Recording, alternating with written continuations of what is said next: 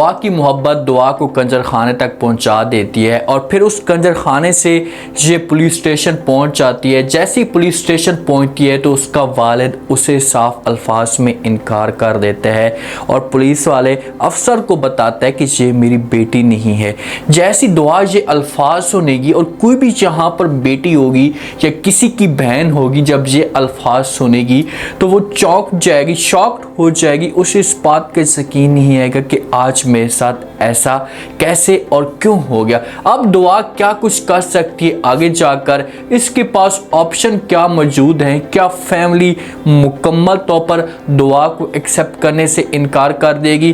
कैसे नौशरवां इसके पास पहुंचेगा, क्योंकि उसके दिमाग के अंदर भी अभी दुआ चल रही है और उसकी सोच ये कह रही है कि इस वक्त दुआ मुश्किल में है। नेक्स्ट एपिसोड में क्या ट्विस्ट आ सकता है? अपनी इज्जत लुटवाने के बाद, अपनी मुकम्मल तौर पर तबाही करवाने के बाद फराज जिसके साथ दुआ बेपनाह मोहब्बत करती थी उसे बेचकर शादी के लिए पहुंच जाता है और शादी भी उस लड़की के साथ कर रहा है जो दुआ की बहन है। और यहीं पर इस ड्रामे के अंदर आगे जाकर कमाल के सीन, इंटरेस्टिंग सीन आप लोगों को दिखाए जाएंगे। जैसे का दुआ पहुंचेगी और सामने देखेगी कि भाई मेरी बहन का हस्बैंड फराज है जिसने मेरी इज्जत के साथ खेला है। दुआ को जैसे ही होश आता है तो फराज जो मौजूद नहीं होता, दुआ शोर मचाना शुरू कर देती है, वहाँ से भागने लगती है। तो एक औरत आती है, औरत आकर दुआ को रोकने की कोशिश करती है। दुआ कहती है कि मुझे जाने दें, मैंने घर जाना है, मेरी बहन की शादी है, मुझे हसूत में पहुँचना है, मेरी फैमिली जो परेशान हो रही होगी। तो औरत जो है वो इनकार कर देती है।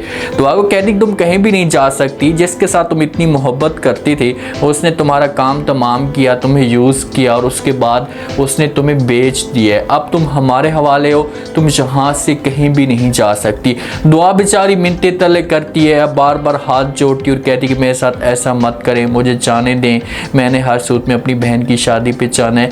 लेकिन वो औरत इनकार कर देती। जब एक इंसान बिक जाता है पैसों से तो फिर वो कभी किसी भी जगह पर नहीं जाता, खास तौर पर जो ये जगह होती हैं जहाँ पर दुआ के लिए बड़ा मसला बन जाता है। हर तरफ से दरवाजे बंद हो जाते हैं, हर तरफ से जो वो इसे किसी भी जगह से नहीं जाने दिया जाता। ये अपनी तरफ से कोशिशें करती है, अपने कमरे के अंदर जाकर बैठ जाती है और उस जगह पर बैठी होती है जहाँ पर हर जो मर्द होता है वो यूज़ करने के लिए आता है। दुआ इस मामले पे अपसेट है, परेशान है, उसे अपनी गलती पे पछतावा भी हो रहा है कि शायद देखें कि मैंने कितनी बड़ी गलती कर दी है, अगर मैं उस वक्त अपने पापा की ये बातें मान लेती तो कभी भी ऐसा ना होता। अब जहाँ पर ये मजबूर है। दूसरी तरफ फराज पहुँच जाता है शादी के लिए। जिस वक्त फराज शादी के लिए पहुँचता है जहाँ पर दुआ की बहन के साथ, तो वहाँ पर इनकी निकाह या जो मंगनी होती है वो शुरू हो जाती है। लेकिन इनका जो एक हक महर होता है, जो पैसा देना होता है, उस पर थोड़ा बहुत रोला चाह रहा होता है। दुआ का जो वालिद होता है असलम साहब, वो अपनी ज़िद पे कायम होता है कि भाई इतने पैसे दूंगा, इससे ज़्यादा मैं नहीं दूंगा। वो कोई 5 लाख या 10 लाख की डिमांड कर रहे हैं, तो इसी बात पे इन पर रोला होता है। फराज की जो माँ होती है, अब कबूल का वक्त आ जाता है तो फराज की माँ फराज को रोकती है तो फराज परेशान हो जाता है और असलम साहब भी देखना शुरू कर देता है। दुआ की माँ भी बीच में बोलती है तो फ़ौरन फराज की माँ कहती है अपने हस्बैंड को कि थोड़ा सा साइड पे चलो, मैं आपके साथ कुछ बातें करना चाहती हूँ। जब साइड पे करेगी तो लाजमी तौर पर यही बात करेगी कि भाई आप हक महर पे इतना पैसा मांगे, फराज को बोले नहीं तो हम ये रिश्ता तोड़कर चले जाते। अब यहाँ पर हो सकता है कि ये रिश्ता टूट भी सकता है, लेकिन मजबूरी की वजह से जो वो असलम साहब हाँ कर देगा। फराज को कहेगा, जो अपनी बेगम को कहेगा कि भाई जितने भी ये लोग पैसे मांगते हैं हम देने के लिए तैयार हैं। इनकी बात किसी तरीके से फाइनल हो जाएगी और यहाँ से दुआ की बड़ी बहन चली जाएगी हमेशा के लिए। अब जिस जगह पर दुआ मौजूद होती है ना, तो पुलिस में कुछ जाकर रिपोर्ट दर्ज करवाता है कि भाई इस जगह पर ये चक्ला चला हुआ है, आप जाएँ और जाकर जो इस कंजर खाने को बंद करवाएं, या उस औरत को पकड़े जो इस पूरे कंजर खाने को चला रही है। तो पुलिस वहाँ पर छापा मारती है और सबको सब पकड़ लेती है। पहले जैसे पुलिस इंटर होने लगती है तो एक जो मुलाजिम हो सकता है या गार्ड हो सकता है वो आवाज़ें देता है सबको कि भाई यहाँ से भागो, पुलिस आ चुकी है। लेकिन इतने में पुलिस पहुँच जाती है और सबको पकड़ कर लेकर जाती है।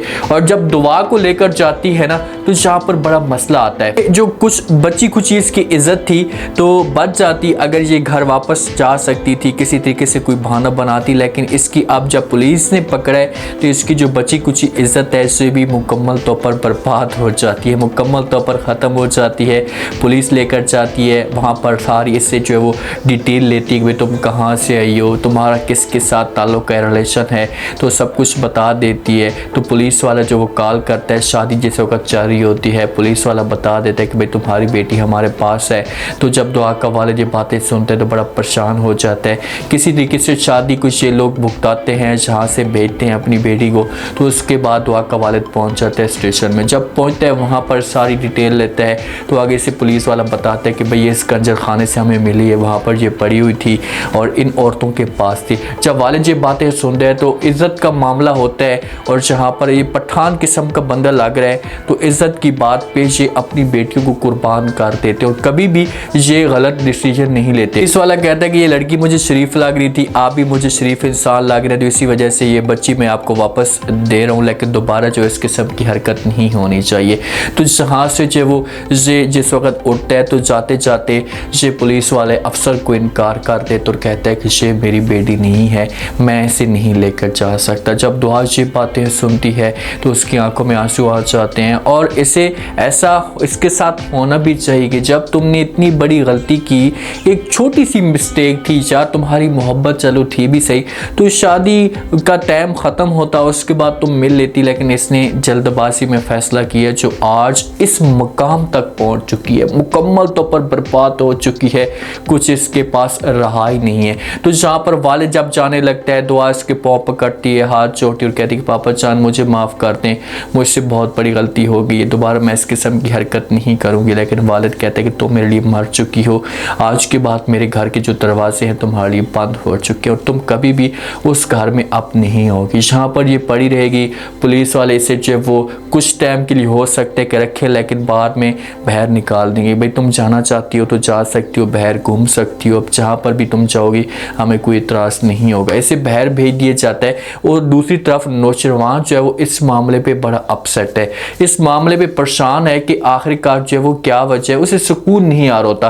तो वो जाफिर को अपने पास बुलाता है और उसके साथ बात करता है और कहता है कि भाई मुझे बेचैनी हो रही है, मुझे ऐसा फील हो रहा है कि दुआ किसी मसले में फंसी, जल्दी जाएं और उसकी डिटेल लेने की कोशिश करें, उसका पता करें कि आखिरकार उसके साथ क्या हुआ है। तो जाफिर जो है वो फ़ौरन नौशरवान को कहेगा कि ठीक है मैं जाता हूँ, तो ये यहाँ से चला जाएगा।